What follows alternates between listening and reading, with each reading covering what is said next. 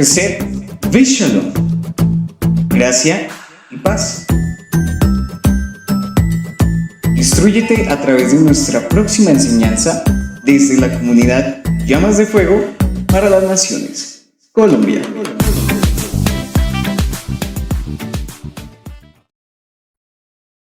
Shabbat Shalom, damos la bienvenida a todos aquellos que se conectan con esta preciosa enseñanza por medio del canal de YouTube de la comunidad Llamas de Fuego para las Naciones. Les saludamos desde la comunidad Peña Negra, también un saludo muy especial a los que estamos aquí presentes en este lugar. Bueno, hoy seguimos con el estudio, estamos con el libro de Éxodo, estamos estudiando el capítulo 2. Hace 8 días empezamos con la primera parte que fue el nacimiento de Moshe. ¿Sí? Recuerdan que hablábamos de que este capítulo lo podemos dividir o seccionar en 3 partes. La primera, el nacimiento de Moisés, lo aprendíamos hace 8 días, que va del verso 1 al verso 10. Del verso 11 más o menos al verso 23 va la segunda parte, que es la salida de Egipto hacia Madián, la salida de Moisés. Y hay 2 versículos finalizando este capítulo muy claves porque nos hablan y nos van a recordar del pacto que el Eterno estableció con su pueblo, con el pueblo de Israel.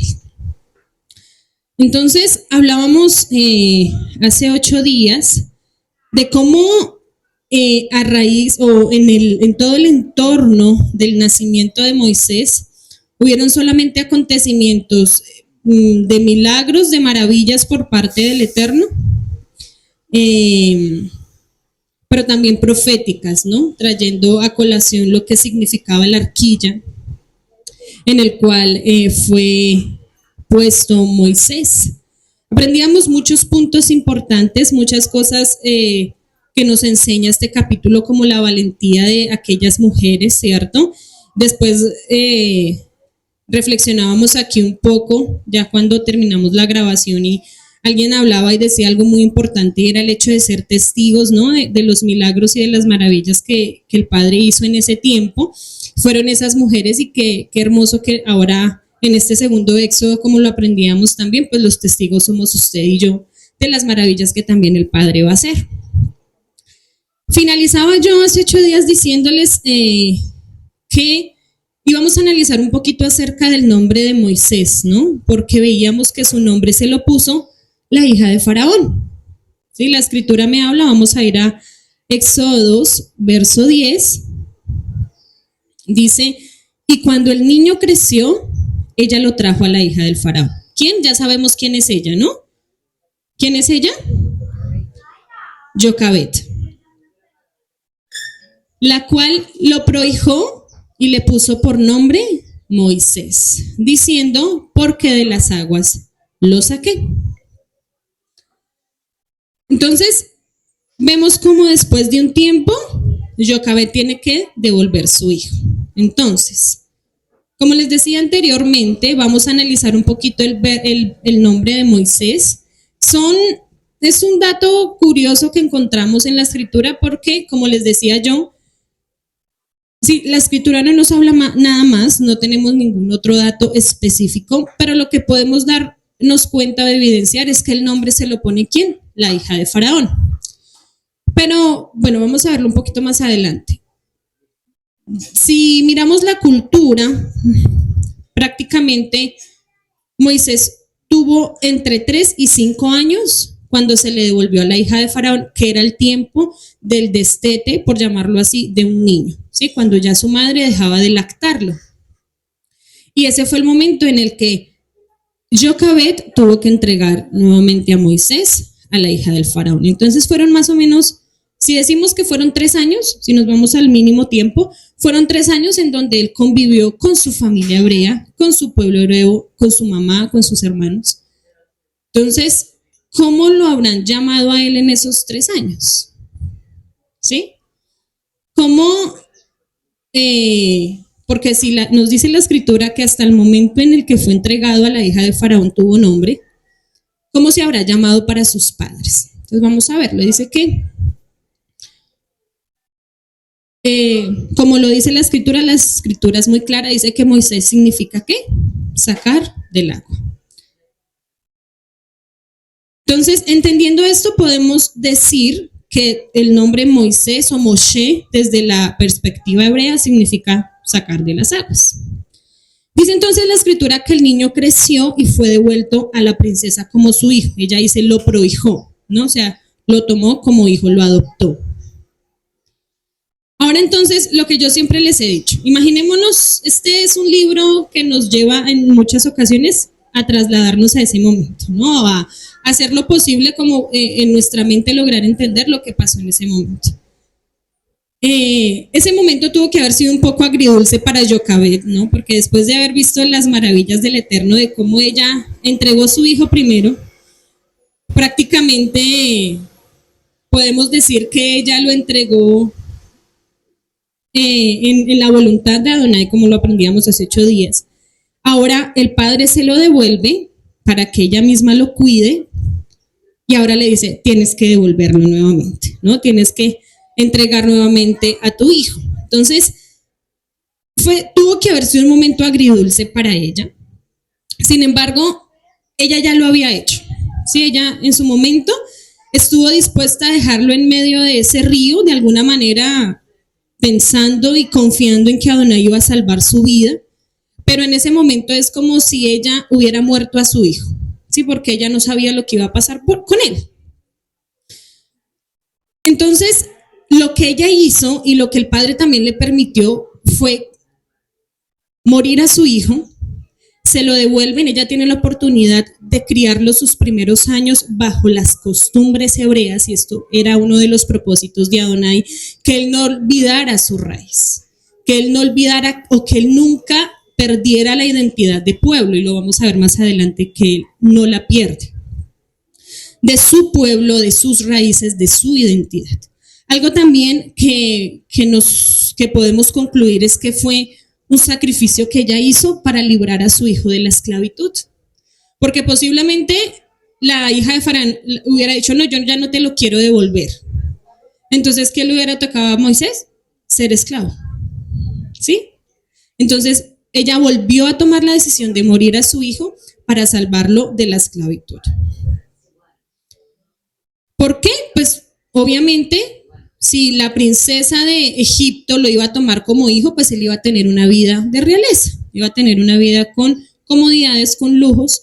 Y lo que les decía hace un momento, la Biblia o la escritura no nos da una exacta en la que esto sucede, pero mirando la cultura podemos deducir que fue entre los 3 a los 5 años, que era el tiempo de lactancia de un niño. Entonces, pensemos también ahora en qué implicó para Moisés este hecho. ¿Sí? Porque Moisés, si lo vemos en su desarrollo natural, él estaba, valga la redundancia, en un crecimiento y un desarrollo infantil cuando él se fue a vivir al Palacio Real. Entonces, yo pongo más o menos la edad de mi hija tiene 5 años, ¿sí? Y si en este momento me la quitan y se la llevan para otro lado, a otra cultura, a otro lugar, pues para ella es algo fuertísimo, ¿cierto? Es un choque. Podemos decirlo, si lo ponemos en los términos de hoy en día, un poco traumático, sacarla de un núcleo en el cual ella venía creciendo desde bebé, involucrarla a otro, ¿sí? Entonces, también tuvo que haber sido un poco fuerte para Moisés. Entonces, cuando Moisés regresa con la princesa, recibe un nombre, Moisés. En el lenguaje egipcio antiguo, esta palabra es bastante usada, por eso se dice que el nombre Moisés es nombre egipcio, ya que Mosé significa niño o hijo.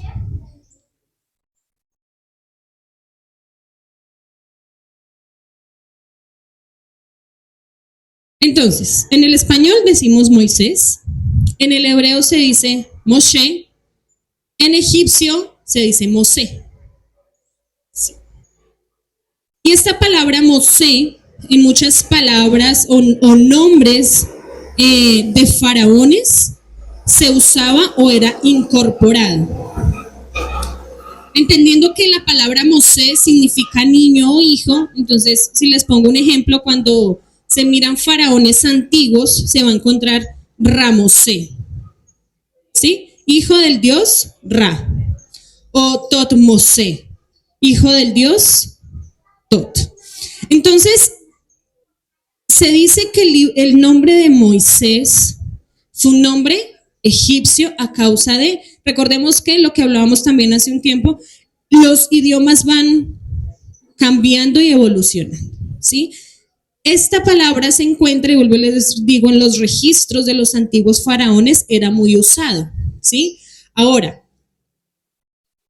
ella no tenía ninguna influencia hebrea, por decirlo así, porque ella era la princesa de Egipto, para decir que ella le puso un nombre hebreo. No. Y aunque se ha traducido al hebreo como Moshe y tiene el mismo significado, el propósito o el momento en que se le puso este nombre era como que el hijo del agua, ¿sí? O lo que me entregó el agua. En ese momento, cuando ella le puso nombre. Ahora vamos a analizar también algo curioso. Y esto se los dejo como comentario, porque haciendo el estudio lo medité mucho, pero sí encontré congruencia en muchas cosas, porque sabemos que la hija de Faraón tomó la decisión de salvar a Moisés o a Moshe por misericordia, gracia y milagro del Eterno. También otros le atribuyen este acto que ella hizo para que hubiera redención para Ismael, ¿sí? Entendiendo que él era de descendencia egipcia. Ismael es el hijo de Abraham con Agar, ¿sí? Para que recordemos un poquito la historia. Entonces muchos le atribuyen este acto que ella hizo para que también hubiera misericordia y redención, ¿sí? Para la otra parte o la otra descendencia de Abraham, porque el padre no puede negarse a sí mismo, él no miente, y él le dijo a Abraham que toda su descendencia sería bendita. Entonces él no puede decir voy a bendecir a unos y a otros no. Sí, entonces para que le atribuyen este acto a eso.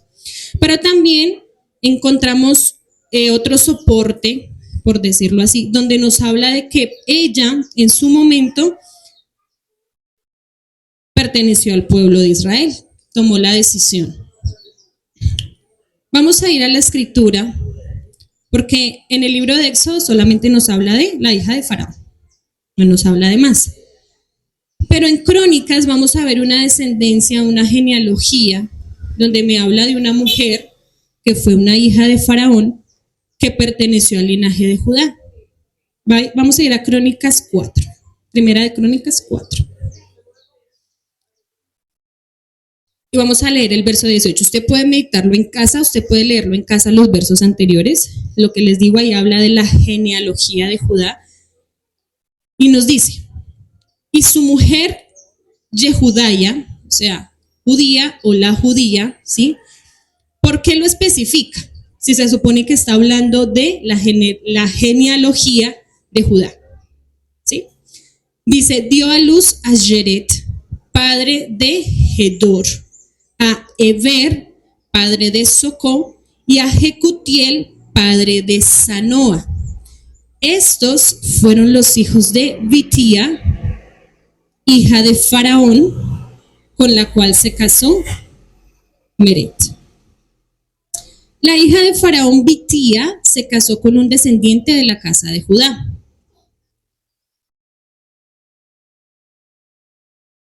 ¿Por qué se le atribuye a esta mujer Bitía como que es esta mujer o esta princesa que nos habla Éxodo? Bitía significa hija de Yahweh.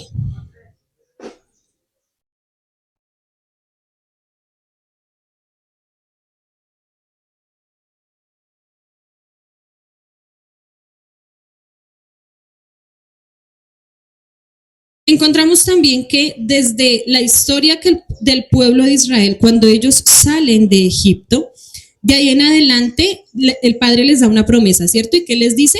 Nunca más van a volver a ver ¿a quién? A Faraón. Nunca más van a volver a ver a sus enemigos. Ellos quedaron atrás. Pero si vemos esta genealogía que encontramos en Crónicas, encontramos que hubo una mujer, dice específicamente la hija de Faraón, que tuvo que haber salido con ellos, porque ellos nunca más volvieron a ver un faraón. Ellos se encontraron con otros pueblos, otras culturas y otras naciones, pero nunca más se vuelve a hablar de Egipto.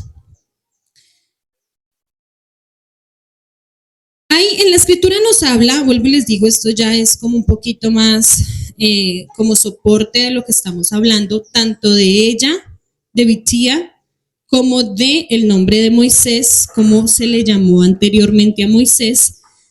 La escritura en Josué 10:13 me habla a mí, y en 2 de Samuel 1:18 me habla a mí de un libro que se llama el libro del Yazar, ¿cierto? O del Yacer, muchos le dicen así.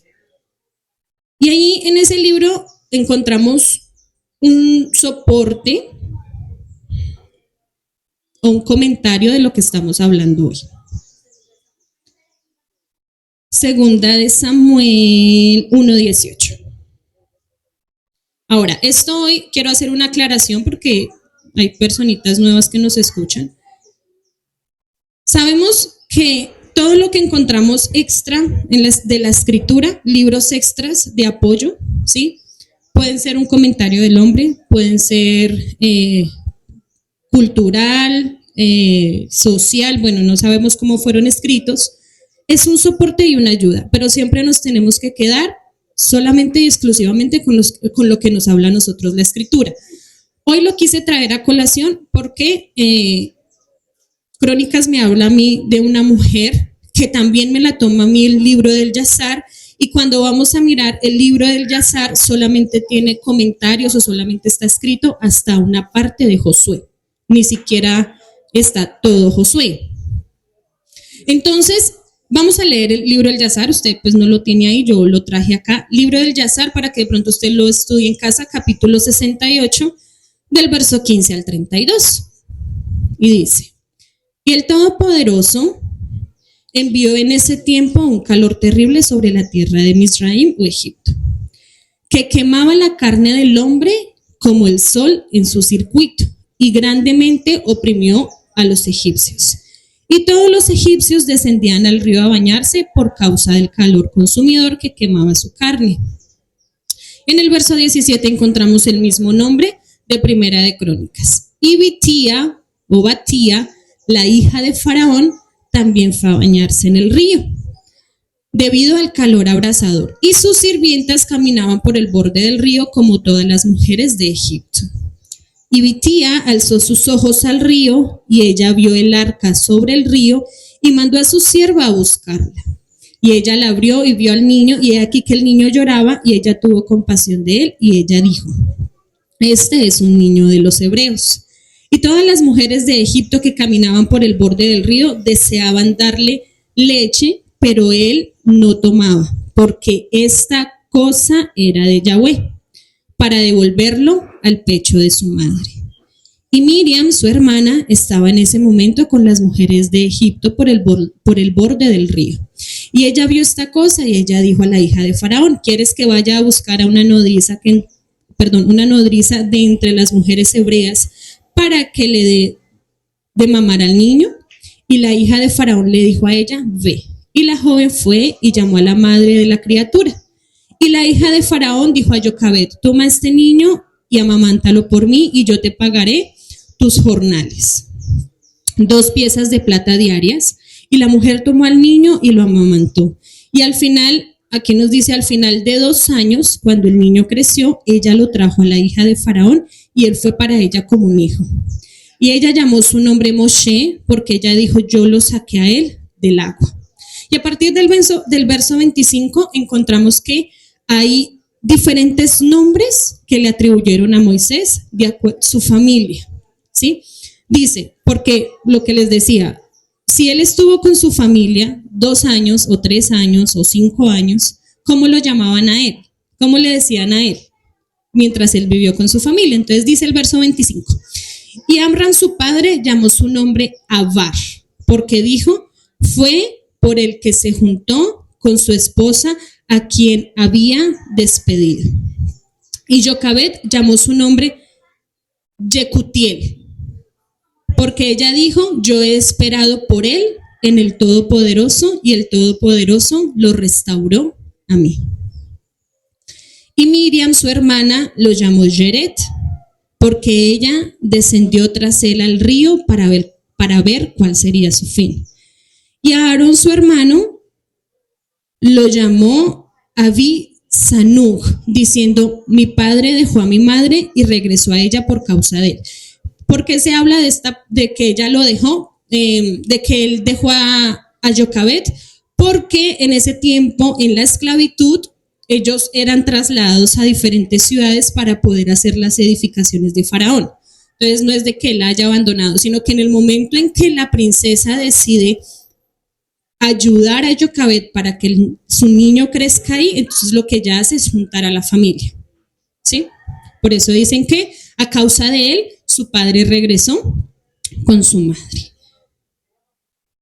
Mi padre dejó a mi madre y regresó a ella por causa de él. Y Kehat, o sea, el abuelo, el padre de Amram, llamó su nombre Abigdor, porque por causa de él, el Todopoderoso reparó la brecha de la casa de Jacob para que ellos no tuvieran que echar al río sus hijos varones.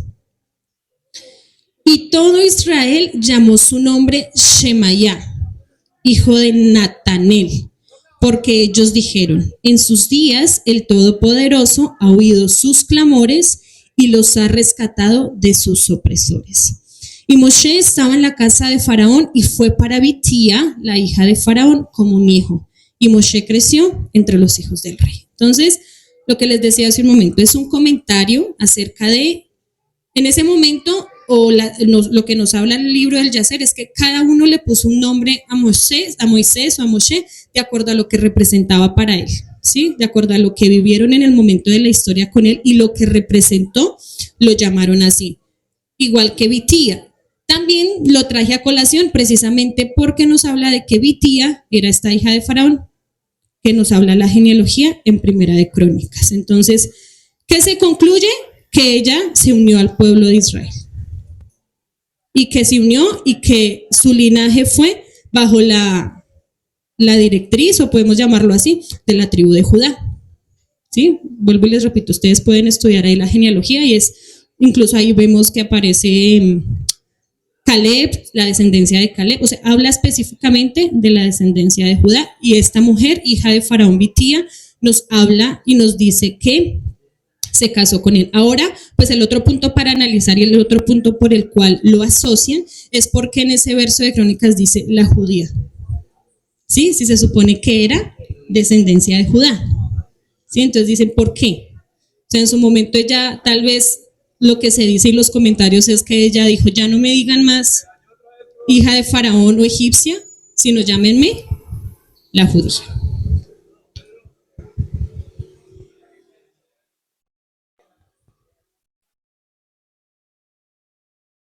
No era de la tribu.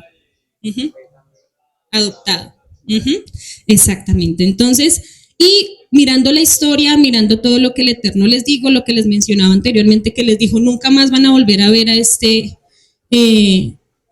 enemigo, o sea, ya, y ellos, vuelvo y les repito, usted puede ver la historia y ellos nunca más vuelven a encontrarse con un faraón, ni con descendencias de faraones. Entonces, por eso se le atribuye a ella como la hija de Faraón, Bitía, la madre de Moshe, la misma que aparece en Crónicas y la que aparece en el libro del Yacer. Entonces ya podemos decir que la hija de Faraón tiene nombre y entendemos un poquito que el nombre de Moshe posiblemente tiene su raíz egipcia y que para tal vez su familia, esos primeros 3 o 4 años que estuvo con ellos, fue llamado de una forma diferente.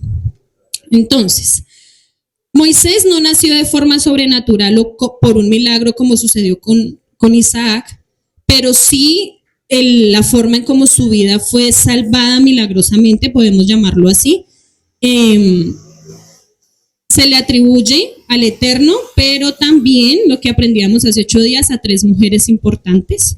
Jocabed entregó su hijo para salvarlo, Bitía lo adoptó para salvar su vida y Miriam tuvo el coraje y la valentía para hablar siendo una esclava, ¿no? Vamos a pasar ya al verso 11.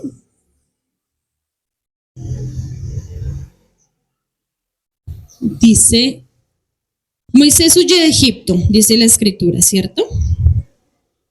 Y algo que quiero empezar hablando y meditando, que esto tocaba mucho mi corazón en el momento en que estudiaba, y es, Moisés estuvo, vuelvo y les repito, si lo pensamos en el mínimo 3 años, si lo pensamos en el máximo 5 años, pero un niño es muy, ¿cómo decirlo? Es muy cambiante, o sea, puede ser muy, de acuerdo a lo que tú le enseñes, eso él va adaptable.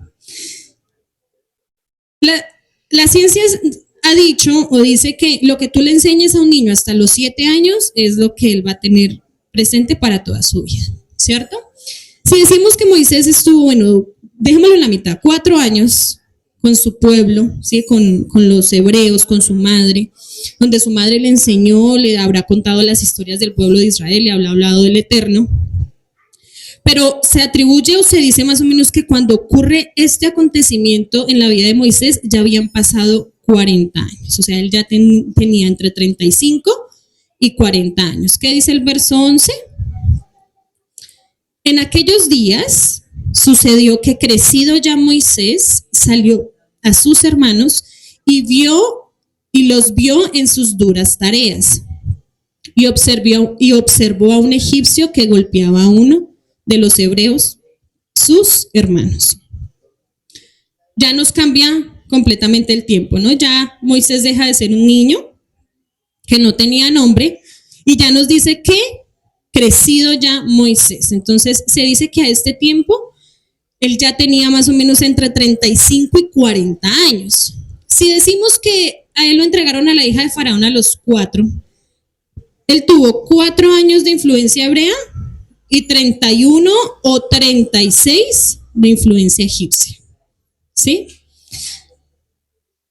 Su comportamiento, y vamos a verlo, en medio de todo lo que él hizo, porque aunque bueno, aquí él comete un error, pero vemos que su comportamiento estaba siendo como acorde o en sus fuerzas, pero estaba siendo acorde a qué, a lo que el Padre lo había destinado. Entonces, lo que les digo, algo que meditaba mucho es que tu forma de vivir o como tú estás viviendo está haciendo que el Padre se fije en ti. Porque, claro, Moisés nació con un propósito y por eso el Eterno lo hizo todas las maravillas que hizo para salvarlo. Pero pasaron 36 años en Egipto. Influencia egipcia, donde él pudo haber sido un príncipe egipcio, ¿sí? ¿Y quién quita? Pudo haber accedido incluso hasta el trono. No sabemos.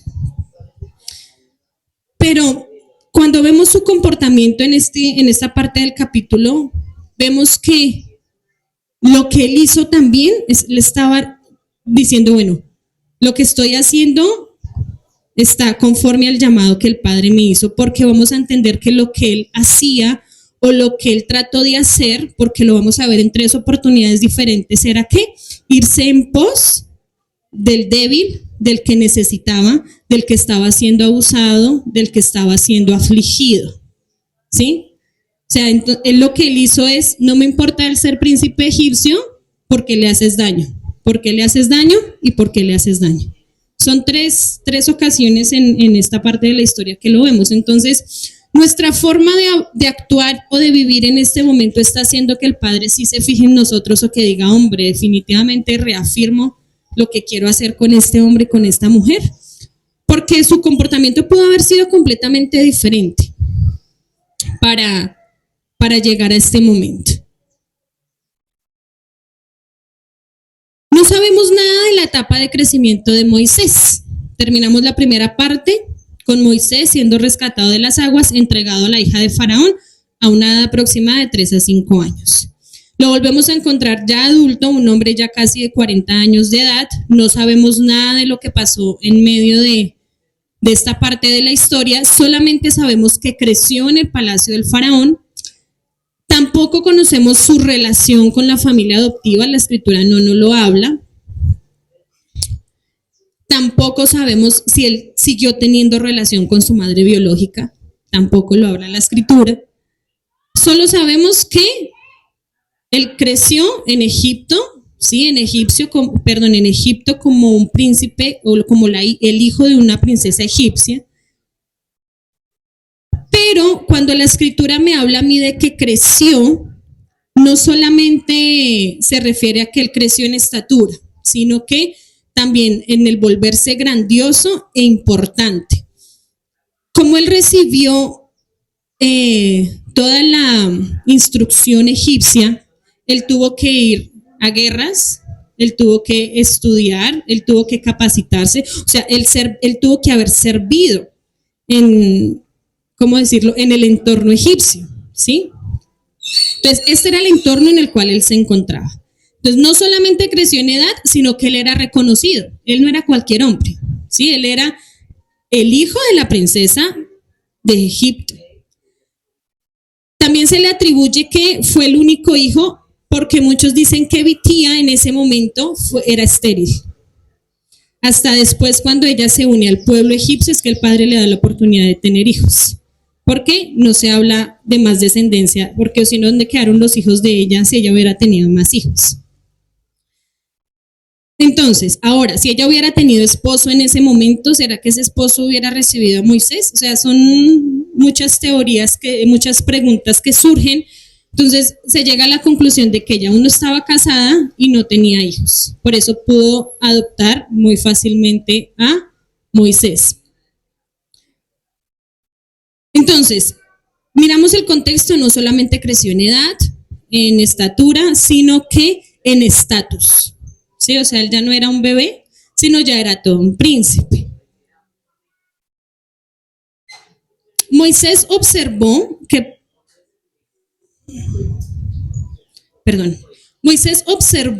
que había un egipcio, ¿cierto? Dice el verso 11, que golpeaba a uno de los hebreos, sus hermanos. Vemos que en este verso se encuentra 2 veces la palabra hermanos. Dice, en aquellos días sucedió que creció Moisés, salió a sus hermanos y los vio en sus duras tareas y observó a un egipcio que golpeaba a uno de los hebreos, sus hermanos. Entonces, ¿me lo está afirmando o me lo está confirmando en la escritura? Entonces, a pesar de que él había crecido como egipcio, Moisés reconocía que él no era egipcio, sino que él era hebreo. A pesar de que le tocó crecer en ese ambiente y que le tocó servir en ese ambiente, él reconocía y él sabía que él no era egipcio, que él era hebreo. Por lo cual encontramos en el texto que él se reafirma, sus hermanos, o sea, lo estaba recalcando. Nunca perdió la vista o nunca perdió la identidad de ser hebreo. Entonces, vio que un egipcio golpeaba a uno de sus hermanos. Como les decía anteriormente, no sabemos cómo fue su crecimiento, si tuvo contacto o no tuvo contacto, pero lo que pasó en la historia, si fueron solamente 4 años, 4 años le quedaron marcados en su vida para siempre. Si él siguió teniendo contacto con su familia, nunca perdió su identidad. Vamos a ir un poquito más adelante porque él sabía quién era su hermano, ¿sí? Entendiendo lo que nos dice este verso. Vamos a ir un poquito más adelante, Éxodo 4:14. Dice la escritura, entonces Yahweh se enojó contra Moisés y dijo, ¿no conozco yo a tu hermano Aarón, levita, y que él habla bien? Y he aquí que él saldrá a recibirte y al verte se alegrará en su corazón. Este encuentro, ¿dónde fue? En el desierto, ¿cierto? ¿Dónde se encontró Moisés y Aarón? Ellos se encontraron en el desierto. Pues en el desierto, tal vez usted dice, no, pues no es fácil uno encontrarse mucha gente, pero en ese tiempo sí, todos los recorridos se hacían en el desierto. ¿Cómo Moisés iba a saber quién era Aarón si él no hubiera tenido contacto con su familia, ¿cierto? O sea, él no, como que, ¿quién es mi hermano? Si no, no sé de quién me habla. O bueno, sí, yo sé que tengo familia, pero no sé ni siquiera ahorita cómo es su físico. ¿Por qué tomo este texto? ¿Por qué lo traigo a colación? Precisamente porque él sabía quién era su familia, él sabía quién era su identidad y él sabía quién era su pueblo.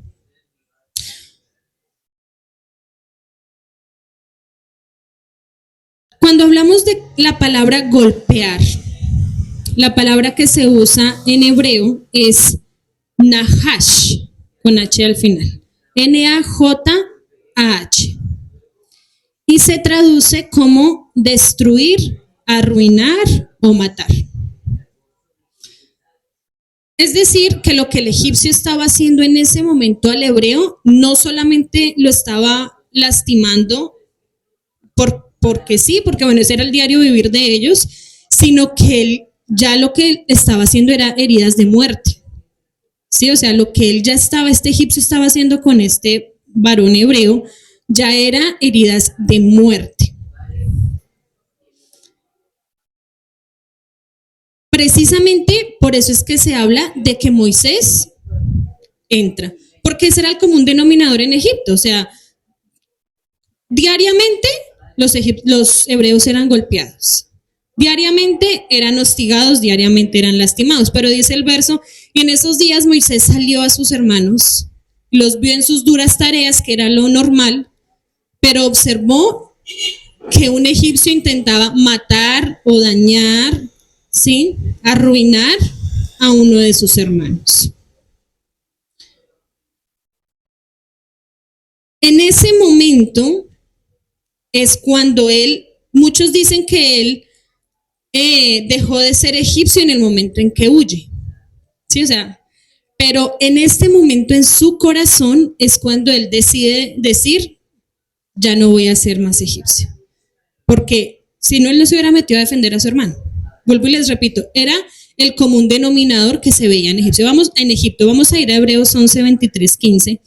Dice la escritura, por la emuná, por la fe, por la obediencia, Moisés cuando nació fue escondido por sus padres por 3 meses porque lo vieron niño hermoso y no temieron el decreto del rey.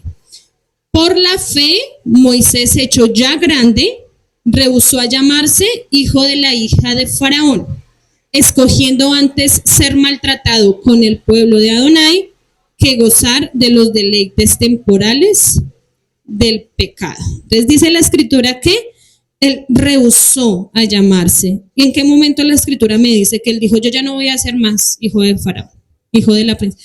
En ningún momento dice, ¿no?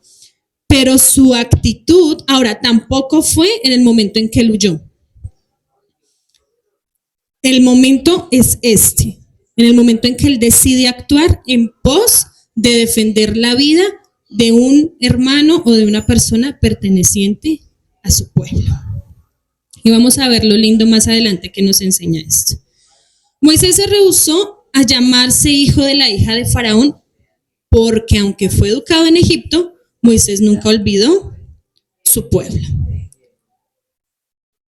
Desde que empezamos el estudio nos hemos dado cuenta de una serie de personas que no solamente son buenas, sino que son valientes y que tienen emuná en el Eterno y enfrentan lo que va en contra de la misma Torá, pero también en contra del pueblo.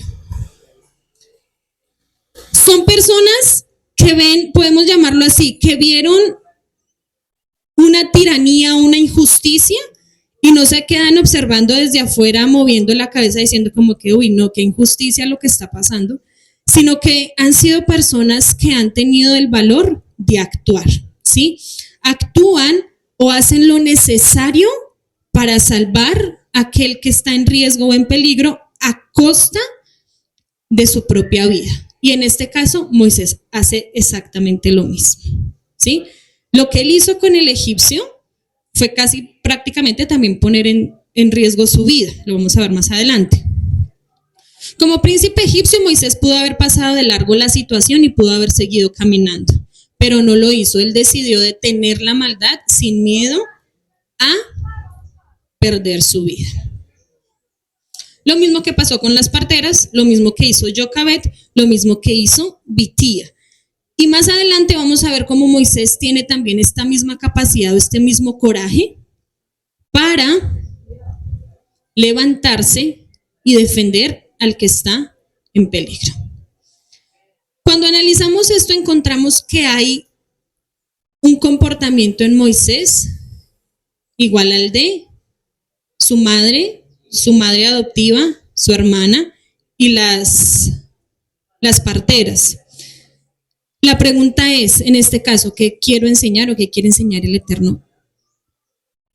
¿Cómo estás trabajando tú en pos de la justicia en tu pueblo? ¿Sí?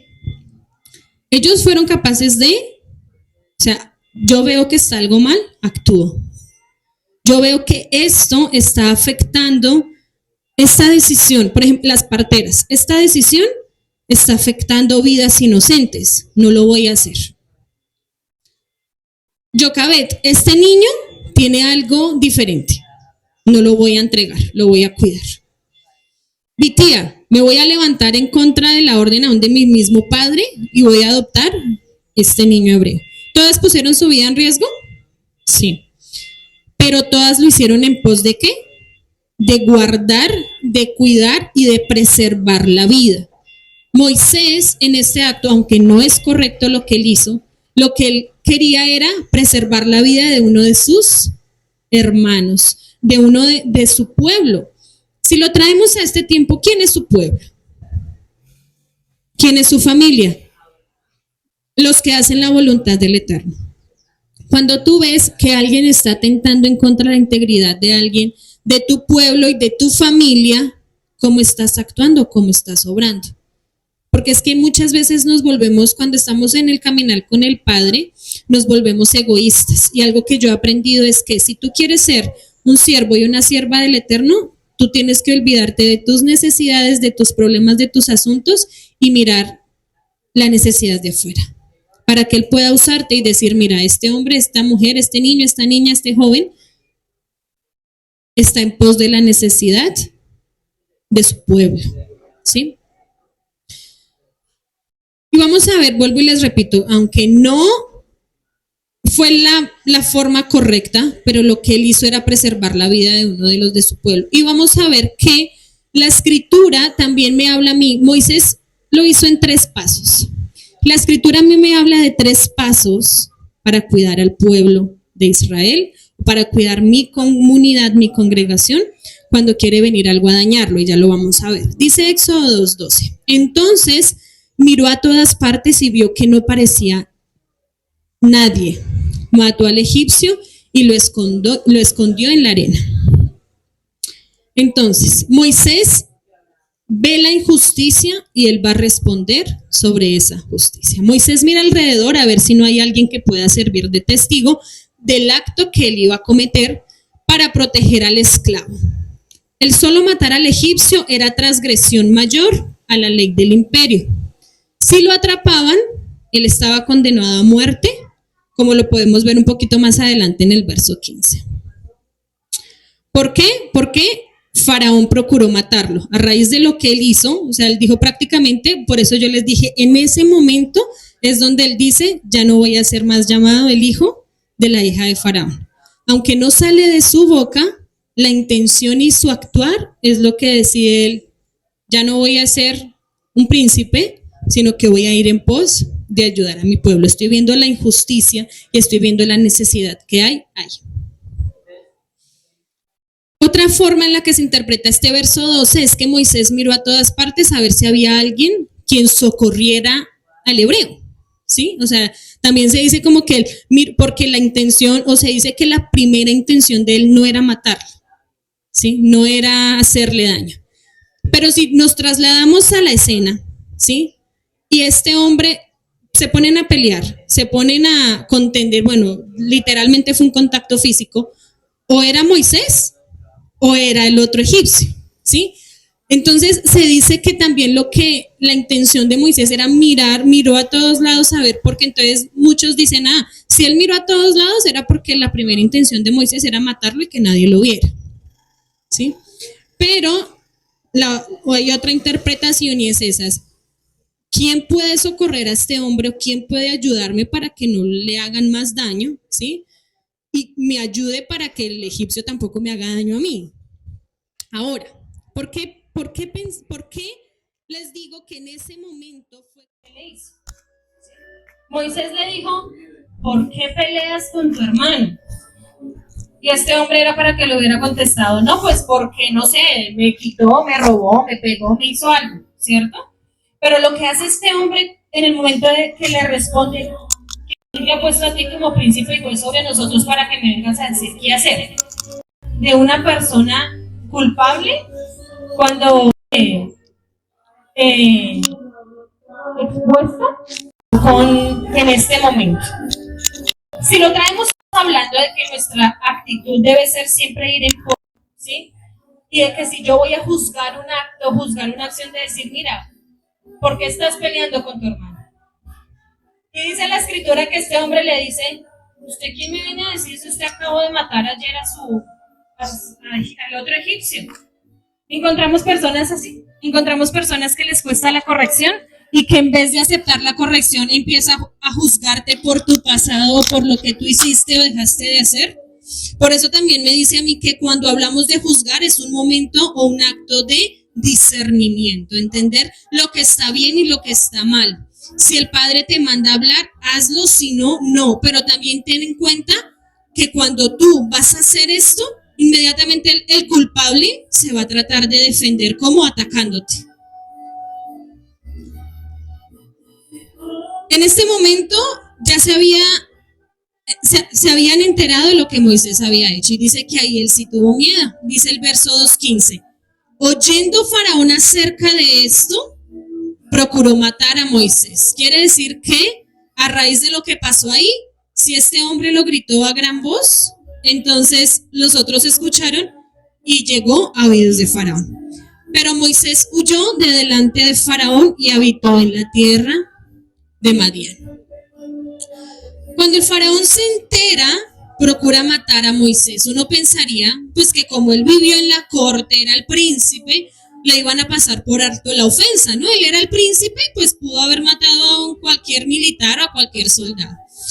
Pero la orden es que Moisés muera y la razón es porque él mató a uno de los egipcios. El acto que él hizo fue morir completamente a sus creencias y a su linaje egipcio. Por eso el faraón dijo, eres un hebreo más, te voy a matar, te voy a perseguir. Ahora, se dice que Moisés huyó por cobarde, ¿sí? Porque dice, tuvo miedo, dice la escritura. Pero también se le atribuye, y es que él huye no solamente preocupado por su propia vida, sino como ya él era visto como un hebreo, esto pudiese traer mayor consecuencias sobre su familia de linaje, sobre sus propios hermanos hebreos y sobre su madre adoptiva, ¿sí? Entonces, él no es que haya huido por miedo, sino que también por el cuidar a los que estaban en su entorno. Dice que él huye y llega a un lugar o habitó en la tierra de Madián. Los madianitas,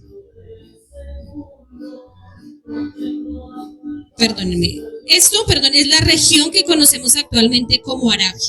Los madianitas son descendientes de Abraham. Vamos a ir a Génesis 25 del verso 1 y verso 2 y dice, Abraham tomó otra mujer cuyo nombre era Setura, la cual le dio a luz a Simram, Joksán, Medan, Madiam, Isbac y Sua. Entonces, los madianitas eran descendientes también de Abraham. Abraham tuvo 6 hijos más con esta mujer. Y con esta mención entendemos que Madián se convierte en el padre de la tribu de los que se conocían como madianitas. Ahora, los madianitas no eran buenos, ni tampoco temían al Eterno, ¿sí? Un ejemplo de los madianitas nos habla en Génesis 37, porque José fue vendido a unos comerciantes madianitas y ellos a su vez lo vendieron como esclavo a Egipto. Como referencia a Génesis 37, usted lo puede leer en la casa. Dice que vivían en la Arabia Occidental al este de la península del Sinaí.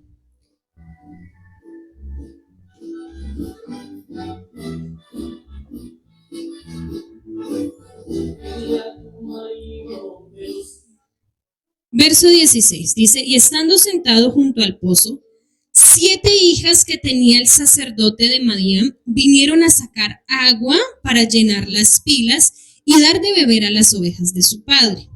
Mas los pastores vinieron y las echaron de allí. Entonces Moisés se levantó y las defendió y dio de beber a sus ovejas. Entonces encontramos una tercera oportunidad en la que Moisés entra para ayudar a una persona que lo necesita. Vamos a ver que nos habla de un sacerdote de Madián, ¿sí? Y el por qué dice que los pastores sacaron de allí a las hijas de este hombre. Cuando vemos la cultura era que las mujeres fueran a los pozos a sacar agua, ¿cierto? Y también que le dieran a los animales y que llevaran a sus casas. Eso era tarea exclusivamente de las mujeres. Entonces, ¿por qué estos pastores vinieron a sacarlas? ¿O por qué vinieron a contender con ellas? ¿Qué nos dice la historia o qué nos cuenta? Que efectivamente, como les decía yo anteriormente, los madianitas no era que fuera un pueblo que seguía completamente al Eterno, no. Se dice que este sacerdote por un tiempo fue un sacerdote pagano, pero se habla de que él conoció o tuvo un encuentro con el Dios de Abraham. Y que en el momento en que él dejó de ser un sacerdote pagano, empezaron a haber conflictos entre los madianitas y su familia. Por eso, cuando llegaron los pastores, sacaron a las hijas de este hombre diciéndole como que ustedes saben que no son bienvenidas porque los pozos quedaban fuera de las ciudades, sí, en las afueras. Entonces, ustedes saben que no son bienvenidas, sí, a causa del conflicto que hay con su padre. Por eso inmediatamente cuando ellas llegan a decirle a su padre, un hombre egipcio nos ayudó, ¿sí? Entonces, nos habla de esto la historia. Entonces, observamos una vez más el carácter de Moisés en el momento de que defendió a la mujer o a las mujeres que necesitaban. Yo les decía que íbamos a encontrar un patrón similar de 3 pasos que nos habla la Escritura para cuidar al pueblo de Israel, ¿cierto? 3 tiempos. Mateo 18, 15, 17. ¿Qué nos dice? Alguien que por favor me ayude a leerla.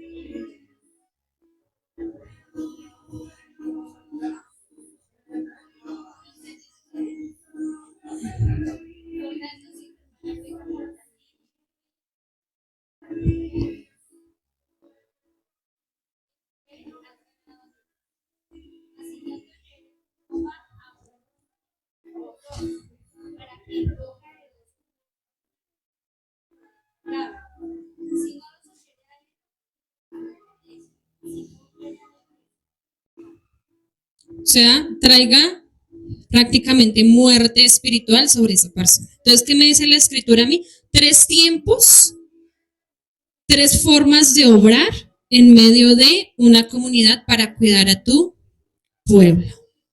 El primero, habla. El segundo, vuelve y habla, pero con testigos. El tercero, ya exponlo frente a la comunidad y si no, sácalo.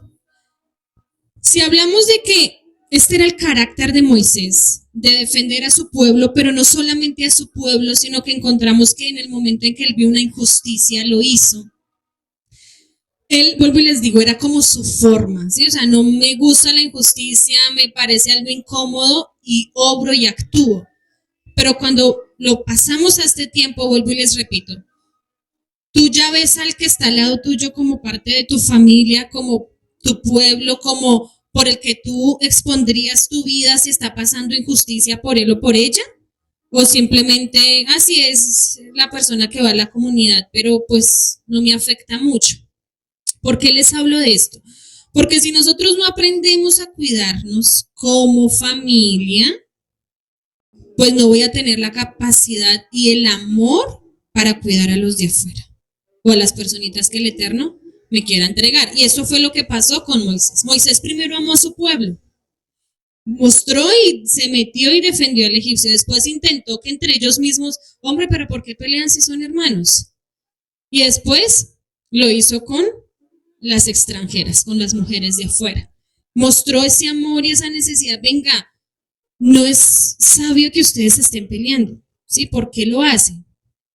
Se dice que todo esto también fue propósito del Eterno porque él tenía que salir de Egipto, ¿sí? Punto. Él tenía que vivir el proceso en el desierto para entender el llamado que el Padre le había hecho. Pero vemos cómo su esencia, porque si Moisés no hubiera tenido esta capacidad, ¿ustedes creen que él se hubiera enfrentado a Faraón? Si todos los peros que le puso al Eterno, si él no hubiera tenido el deseo y el amor de que su pueblo fuera un pueblo libre, por ver los maltratos, por ver la injusticia, por ver cómo tal vez hebreos morían y morían día a día, pues tal vez él nunca no hubiera sido el libertador o el instrumento, pero tampoco hubiera muerto a su comodidad egipcia.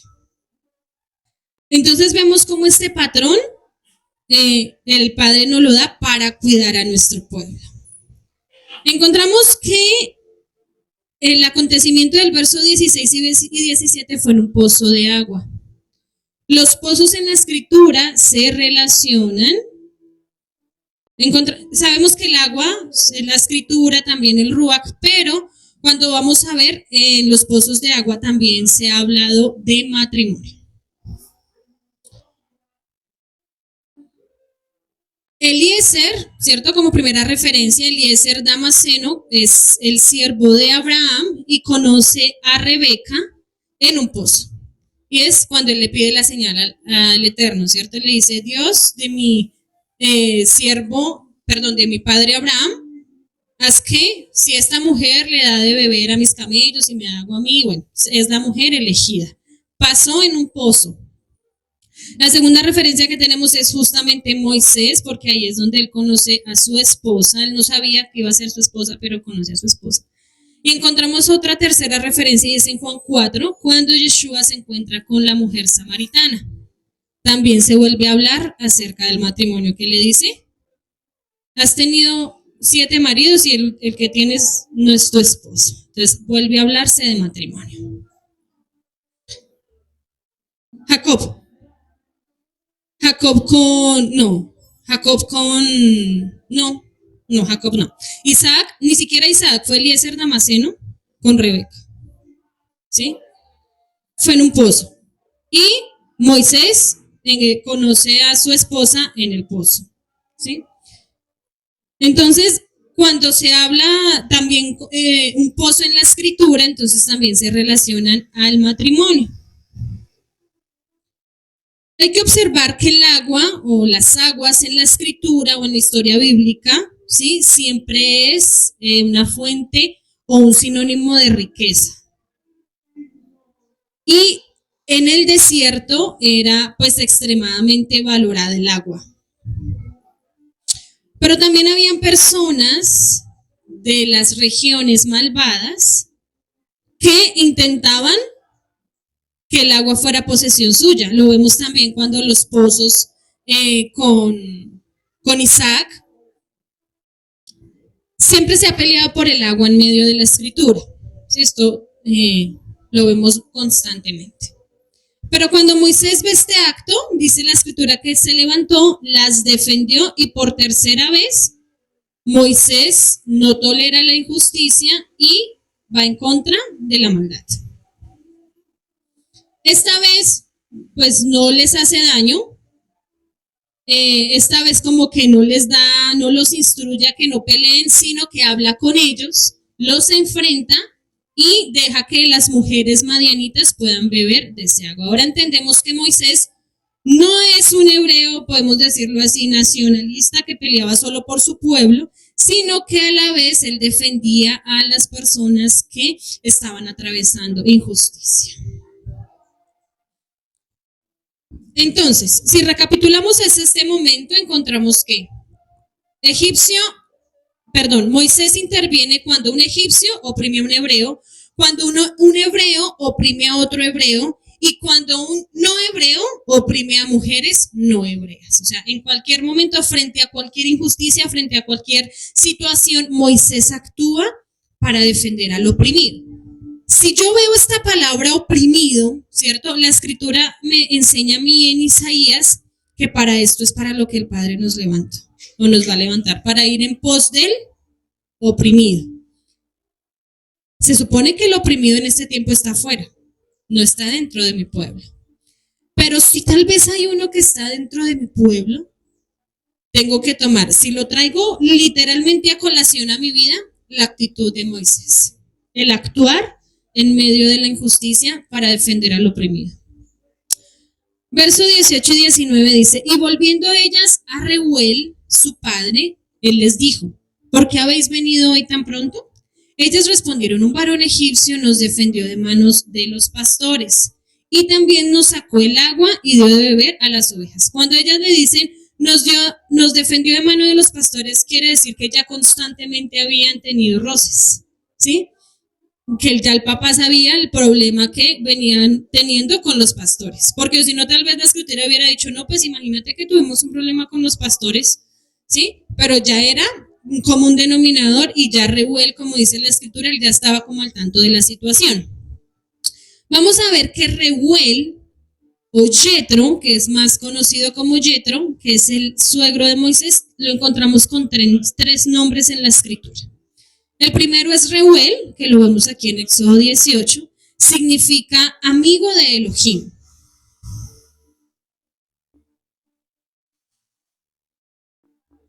Encontramos en Éxodo 3 y en Éxodo 18:1 que él también es llamado Yetro. Y Yetro o Yitro significa excelencia.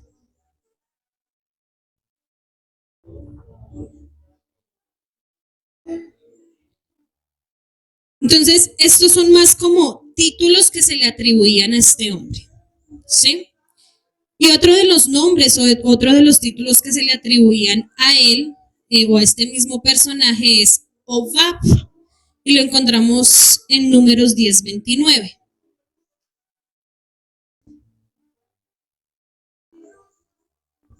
Y significa apreciado. Estos tres títulos o nombres con el que se conocen a este sacerdote de Madián tenían que ver con las características de este hombre. Así que entre los madianitas había un hombre que había decidido apartarse, como les dije hace un momento, empezar a buscar al Elohim de Abraham, de uno de sus antepasados, y este hombre es el que se va a convertir en el suegro de Moisés, el que va a ser el libertador de Egipto. En el verso 20 vemos cómo las mujeres identifican a Moisés como un egipcio, ¿cierto? Probablemente por la forma de hablar, probablemente por su ropa o por las actitudes, porque era una persona obviamente supremamente educada, ¿sí? A causa de su, valga la redundancia, educación y formación. Muchos dicen que por la ropa no pudo haber sido porque él iba huyendo. Él iba huyendo de Faraón, entonces si él quería huir, lo más sabio o esto era que no fuera descubierto. Entonces lo primero que tuvo que haberse quitado, tuvo que haber sido su ropa, ¿sí? Entonces pudo haber sido que por la forma de hablar o de comportarse, ¿sí? Ellas hubieran deducido que él era un egipcio. Sin embargo, encontramos que este hombre, dice Éxodo 2:20, dice, y dijo a sus hijas, ¿dónde está? ¿Por qué habéis dejado a este hombre? Llamadle para que coma. Yetro demostró con su actitud que Moisés era un hombre que quería conocer. Dijo como que, bueno, ¿y dónde está? Quiero conocer. Entonces Moisés se vuelve un hombre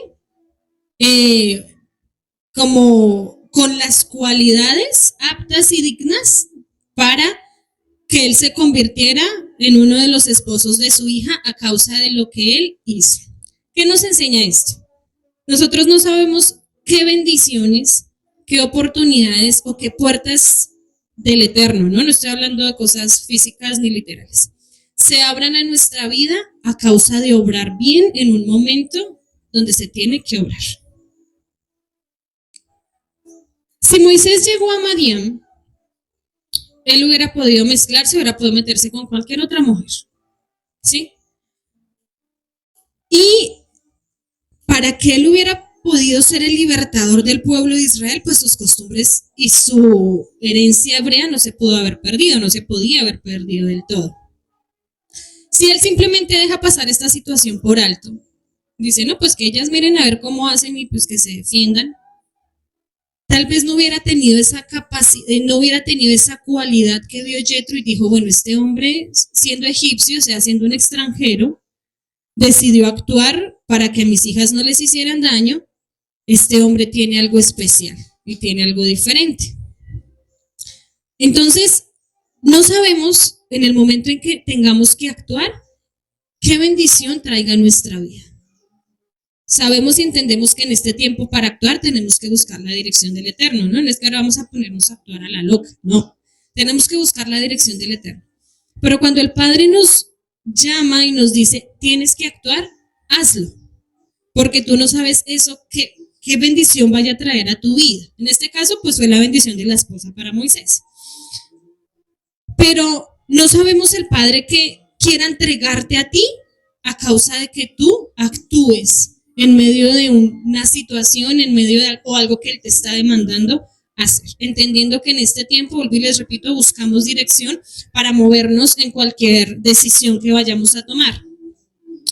Dice verso 21, y Moisés convino en morar con aquel varón y le dio su hija Séfora por mujer a Moisés. Moisés estuvo de acuerdo, le agradó la propuesta, dice que si él lo mandó llamar, él tuvo que haberse sentado a la mesa con él, tuvo que haber compartido, ¿cierto? Tuvieron que haber hablado. Y en ese momento él le da a Séfora su hija por esposa. No nos habla del tiempo. La escritura, esta parte de la historia la cuenta así. Entonces, bueno, sí, Moisés salió de Egipto, se encontró en el pozo, conoció a Yetro y bueno, en este momento lo llama Reuel y se casó con su esposa, con su hija y tuvieron 2 hijos. La historia lo cuenta así. Pero no sabemos cuánto tiempo él convivió con Reuel. No sabemos cuánto tiempo él convivió con Sípora o con Séfora antes de tener sus hijos. Pero Moisés se volvió un hombre o estaba demostrando que él no era un hombre cualquiera. Desde el principio la esencia no se perdió. Vemos lo que les digo, que las cosas van muy rápido. Moisés llega a esta casa y como lo vemos en el ejemplo del pozo, el pozo es similitud de matrimonio, se encontró con ellas en el pozo y se casó. Jacob conoció a Raquel en un pozo. Ok, listo. Entonces otra referencia para hablar de matrimonio en un pozo. Séfora, hija de Reuel, es entregada a Moisés y esto es importante por varias razones. Sabemos que la escritura dice que no es bueno que el hombre esté solo, ¿cierto? ¿Por qué? Porque los dos se unirán, serán una sola carne, ¿sí? Y de esta forma ambos, aunque la escritura no lo habla así, pero de esta forma ambos servirán al Eterno. ¿Sí? Si son una sola carne, es para servirle al Eterno. Y vamos a ver que aunque ella no fue como tan importante en la historia o tan nombrada en la historia, vemos que ella hace un acto importante. Más adelante lo vamos a estudiar. Pero quizás si Moisés se hubiera casado con otra mujer y no se entienden los principios, ¿sí? Si esta mujer no hubiera entendido los principios, pues tal vez Moisés hubiera muerto. ¿Sí? Entonces, la importancia también de entender esta decisión, ¿no? ¿Con quién me voy a casar? pero entendiendo que Moisés también necesitaba el estar completo para poder ejecutar su llamado y ejercer su llamado. Moisés ha recibido una esposa, ¿sí? Y aprendemos que esta esposa es verdaderamente una ayuda idónea para Moisés. Ella lo va a complementar lo que le hacía falta en su vida, tanto espiritual como físicamente, y ella será una influencia, podemos llamarlo así, de bendición para los propósitos de Adonai. Porque si ella hubiera sido una mujer, como lo llamamos hoy en día, tóxica, pues no lo hubiera dejado irse, ¿cierto? Imagínate cuántos años se fue solo Moisés para Egipto. Porque la escritura me habla, sí salieron juntos, pero después él se va solito, ¿sí? ¿Cuántos años estuvo él en esa tarea? Hasta que se vuelven a encontrar, ¿sí? Ella era una mujer de Adonai en el momento en que entendió los propósitos. Y ella entendió, bueno, en su momento vuelvo y les digo, ella partió con él porque digo, pues bueno, si es el llamado de mi esposo, pues me voy, ¿no? Mi deber es estar donde está mi esposo. Pero también en el momento en que sucede lo que sucede, ella entiende y dice, es mejor que él esté solo. Y él también lo entiende. Entonces, ¿era una mujer que entendía los propósitos del Eterno? Claro, porque si Moisés llegaba con esposa e hijos a Egipto, él iba a tener una parte vulnerable y débil por la cual el faraón iba a poder darle. Y él no iba a tener la capacidad y la valentía porque ya era su familia, su esposa, sus hijos. Entonces, ella entendió perfectamente los propósitos del Eterno y por eso ella era la mujer idónea para él. O sea, no se habla gran cosa de Séfora, pero si vemos la historia, fue una mujer completamente del Eterno que entendió el lugar que ella tenía y el lugar de su esposo, para que también el ministerio de él fuera y se llevara a cabo en bendición, ¿sí? Entonces, llevándolo un poquito más al matrimonio, ¿qué me enseña esto? Yo tengo que entender como esposa cuál es el propósito de mi esposo. Como esposo tengo que entender cuál es el propósito de mi esposa y estar yo alineado a la voluntad del Eterno para que Él cumpla su propósito y Él alineado para que yo cumpla mi propósito. Claro, tenemos algo en común como pareja, pero Él tiene que dar cuentas al Eterno de lo que el Padre le entregó a Él y le va a demandar a Él. De la misma forma, yo tengo que dar cuentas al Eterno de lo que Él me entregó, de lo que Él me va a demandar y de lo que Él me va a dar.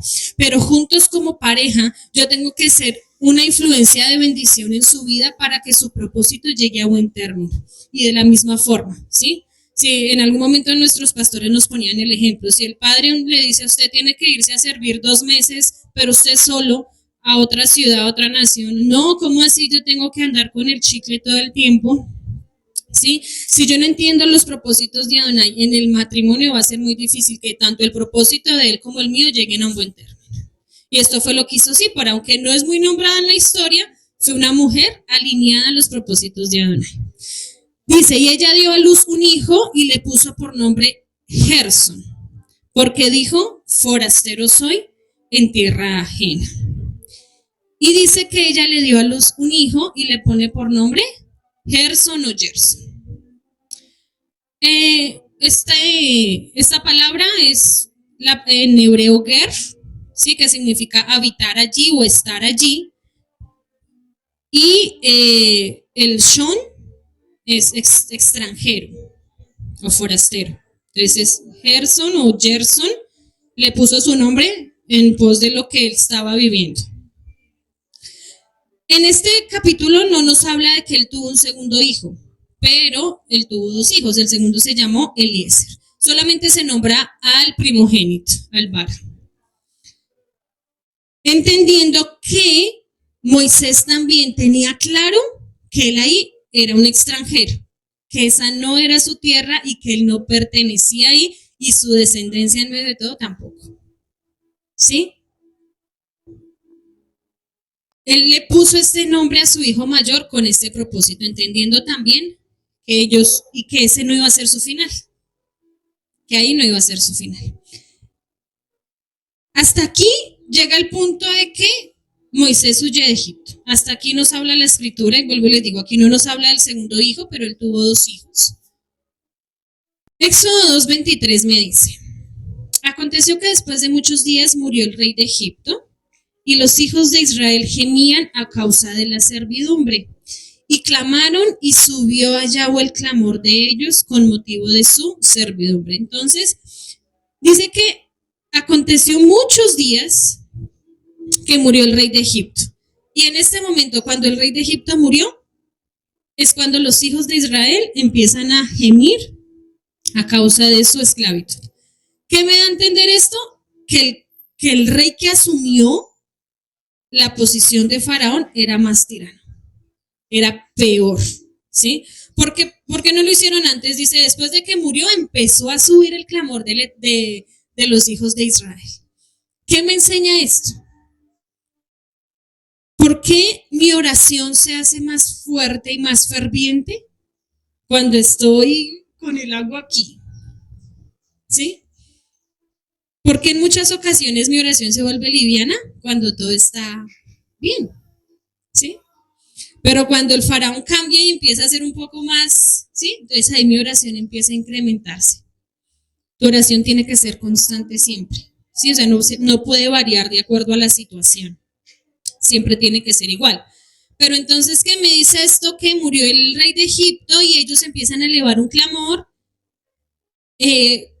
con el propósito o a causa de su servidumbre. Con el motivo, dice acá, y subió a Yahweh el clamor de ellos con motivo de su servidumbre.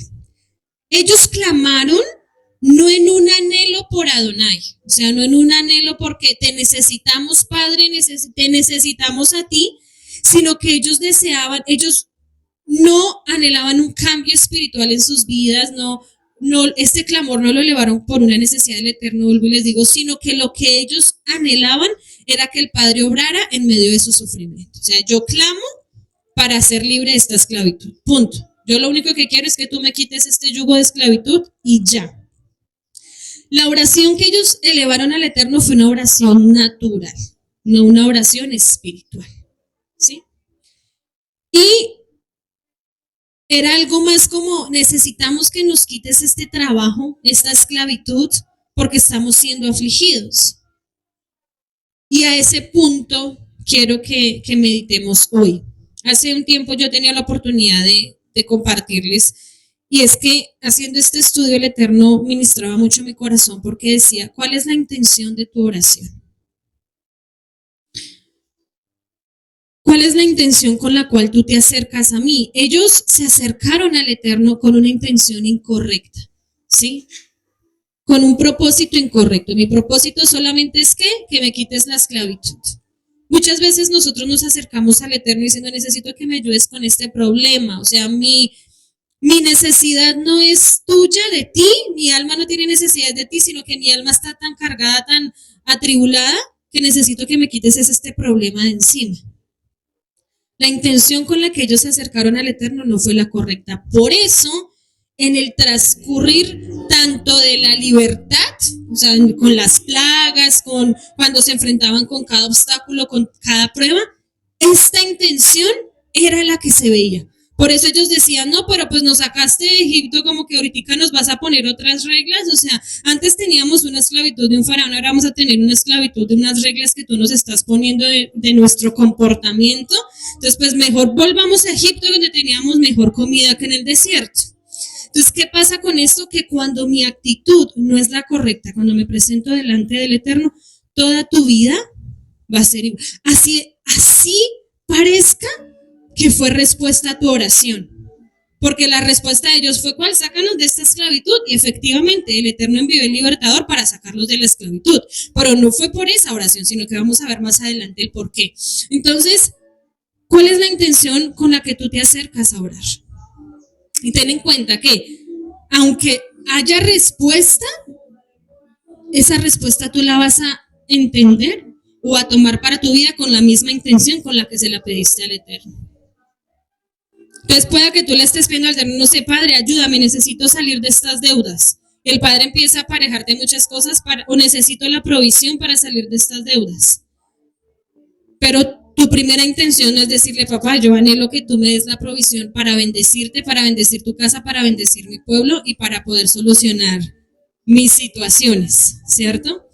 Entonces, a pesar de que tal vez haya una respuesta natural, que fue bendición, ellos nunca la vieron como bendición, sino como una esclavitud. Entonces, sin embargo, pues su clamor subió delante del Eterno, ¿sí? Pero dice la Escritura que, verso 24, y oyó Yahweh el gemido de ellos y se acordó de su pacto con Abraham, Isaac y Jacob. Las palabras que se usan aquí son muy claras. Ellos no se estaban acercando a Adonai porque le amaran, porque quisieran estar cerca de él, pero el sufrimiento que ellos tenían sí los llevó a acercarse al Eterno. El Eterno está consciente de lo que ellos están atravesando y están viviendo. Cuando dice que él se acordó, no quiere decir que él se haya olvidado. Perdón, eso lo vemos en el otro verso. No es que él se haya olvidado, porque él no se olvida. Es el verso, perdón, verso 23. Aconteció que después de muchos días murió el rey de Egipto, los hijos de Israel gemían a causa de la servidumbre y clamaron a Yahweh, y subió su clamor con motivo de su servidumbre, y oyó Yahweh el gemido de ellos y se acordó de su pacto con Abraham, Isaac y Jacob. Entonces, cuando hablamos de recordar, ahora, este oyó es algo, no es literal, porque recordemos que nuestro Padre es espíritu, ¿no? Pero sí, nuestras oraciones llegan a él, no es que él tenga oídos. Entonces, el hecho de cuando la Escritura me dice que él se acordó, no quiere decir que él lo haya olvidado, sino que es el momento de actuar. Sí, cada vez que encontramos en la Escritura y recordó o se acordó, es porque el Padre dice, es el momento de actuar. Cuando Adonai está, cuando este momento está, ellos elevan su clamor, dice que el Eterno empieza a recordar. Lo único que ellos tenían a favor en sus vidas, en ese momento, era que formaban parte de una relación de pacto con Adonai. Eso era lo único que estaba a favor de su vida. Así, ellos no lo entendieran o no se acordaran de eso. Cuando Adonai recuerda a un individuo o a un pueblo, a una persona, es por una conexión de pacto.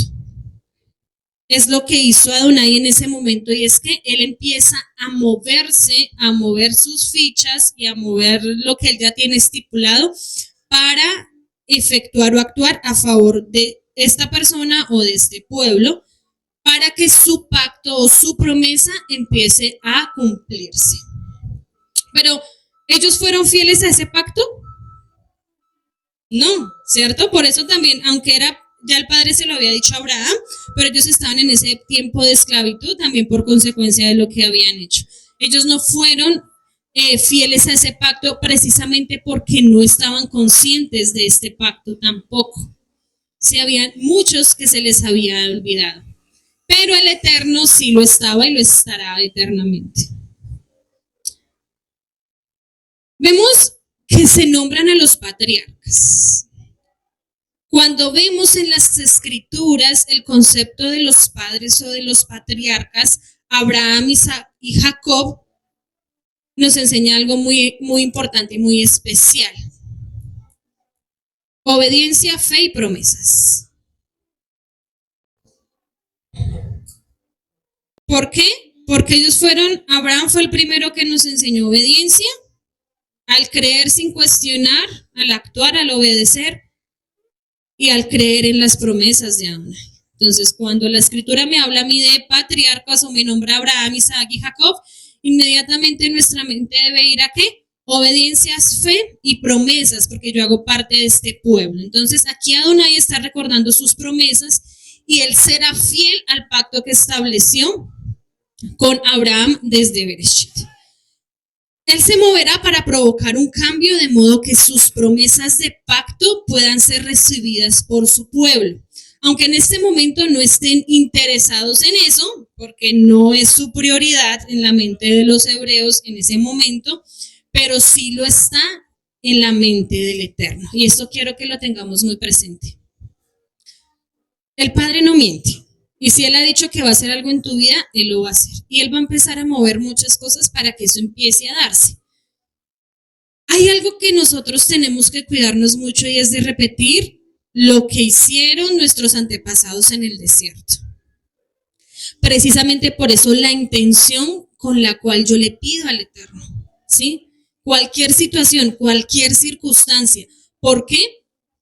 ¿Tú eres pueblo? Sí, lo aprendíamos hace 8 días, ¿cierto? Hace 8 días decíamos, yo ya reconocí que soy pueblo y lo acepté.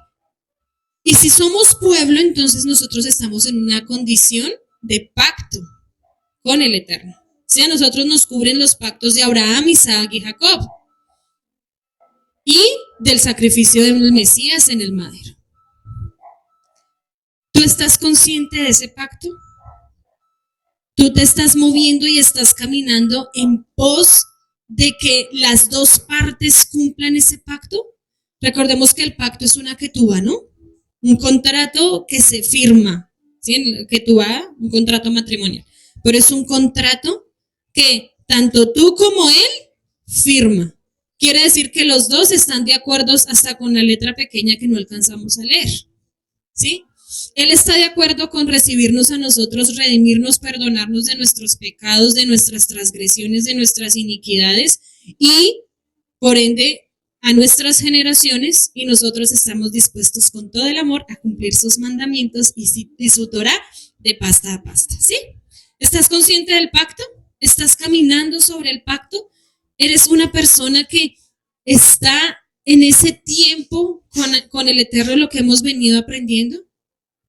Porque para que el Adonai o Yahweh que se movió en ese tiempo empiece a moverse también en mi vida, para que las promesas y lo que me habla a mí de lo que trae consigo el ser consciente del pacto empiece a efectuarse en mi vida, pues vuelvo y digo, para que un pacto sea efectivo, los dos tenemos que estar caminando sobre lo mismo. Y si yo te digo, bueno, una parte está cumpliendo y la otra, ¿por qué será que hay muchas cosas que no vemos respuesta del Eterno? ¿Sí? O que vemos respuesta, pero que para nosotros no se volvió respuesta, sino que por el contrario se volvió una carga, como le pasó al pueblo de Israel. ¿Cuál es tu intención? Tu intención al acercarte al Eterno, al servir al Eterno, al hacer las cosas para el Eterno, es estar en esa relación de pacto constante con Él, de que, Padre, yo de verdad quiero cumplir lo que tú has establecido y quiero cumplir con ese contrato que tú y yo firmamos cuando nos casamos. O simplemente yo estoy aquí porque sí, porque ya es la moda. Ya no es el catolicismo, ya no es el cristianismo, sino que la moda son las raíces. O el hebreo, o el entrar al judaísmo, bueno, no sé cómo usted lo quiera llamar. Pero ya como es la moda, entonces quiero que entendamos esto, quiero que miremos el ejemplo de nuestros antepasados en el desierto al elevarle un clamor al Eterno con una intención diferente a la del Eterno, y el no caminar y el no entender el pacto por el cual el Eterno, o el propósito por el cual el Eterno lo sacó de Egipto. No quiero tocar capítulos más adelante, pero vemos que cuando el Eterno llama a Moisés, él le dice, dile a Faraón que deje salir a mi pueblo para que me celebre fiesta en el desierto. ¿Sí? Quiere decir que para que empiece a guardar mis tiempos, para que esté alineado conmigo, ¿sí? Entonces, ¿son qué? Condiciones del pacto. ¿Por qué el Padre te va a traer una respuesta a tu vida? Y quiero que entendamos esto. ¿El Padre quiere nuestro bienestar? Sí, claro, Él a nosotros todos nos quiere ver bien. Pero quiero que entendamos que cuando Él trae una respuesta a tu vida, ni siquiera es por ti, sino es por Él mismo. ¿Sí? No te la atribuyas a ti. Todo es de Él y para Él. Por eso algo que mi esposo me ha enseñado y siempre me dice es que la gloria del Eterno nadie se la roba. Él no comparte su gloria con nadie.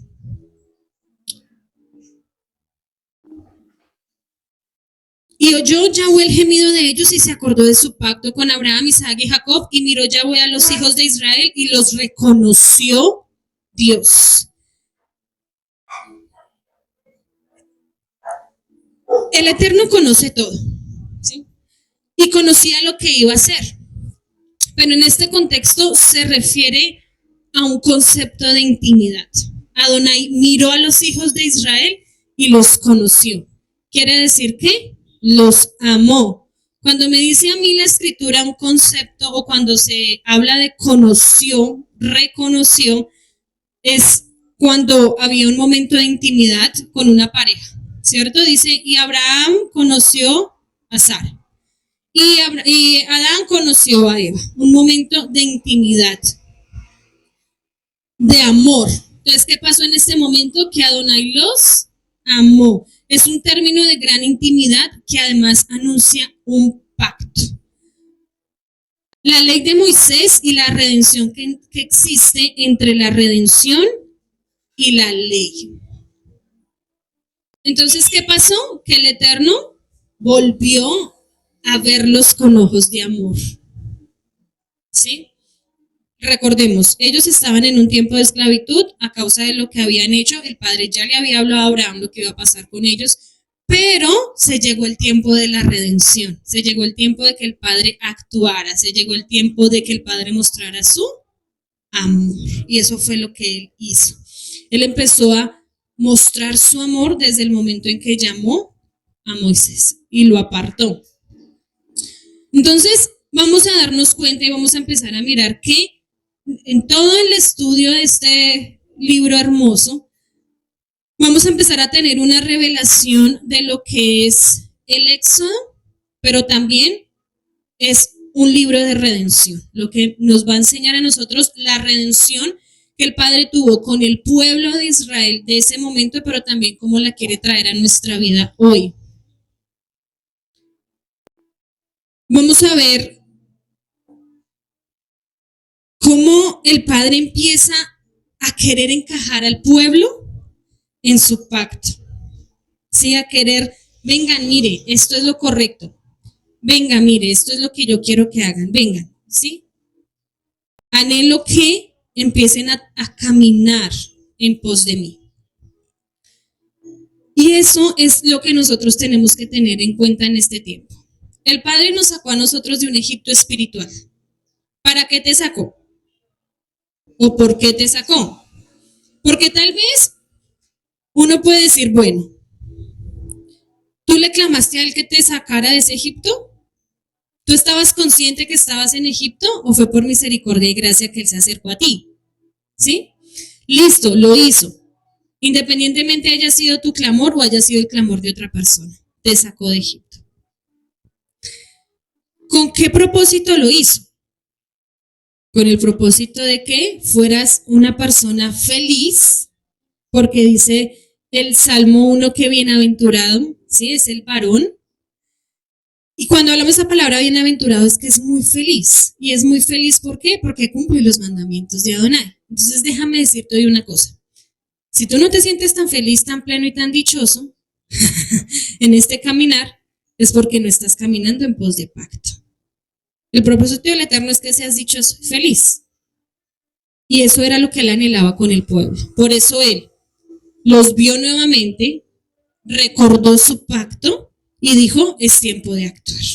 Es tiempo de mostrar mi amor para que Israel y yo entremos en comunión y ambos estemos en pacto. En pacto. Y aquí en adelante vamos a empezar a ver todo lo que el Padre hace para que Él y su pueblo estén en una relación de pacto. Con esto terminamos esta parte de Éxodo 2.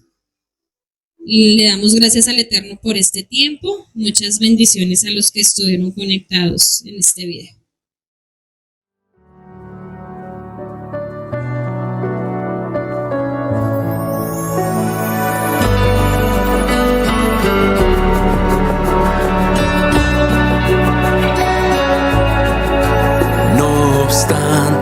He aquí, vienen días, dice el Señor, cuando no se dirá, vive Dios quien hizo subir a los hijos de Israel de la la tierra de Egipto.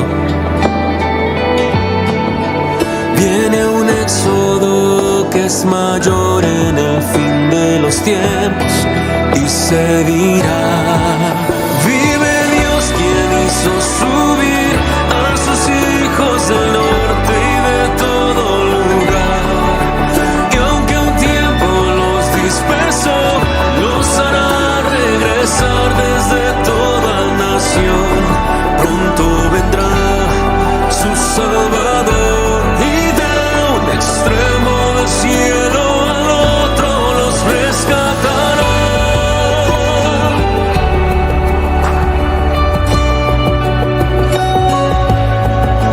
No obstante, he aquí, vienen días, dice el Señor, cuando no se dirá: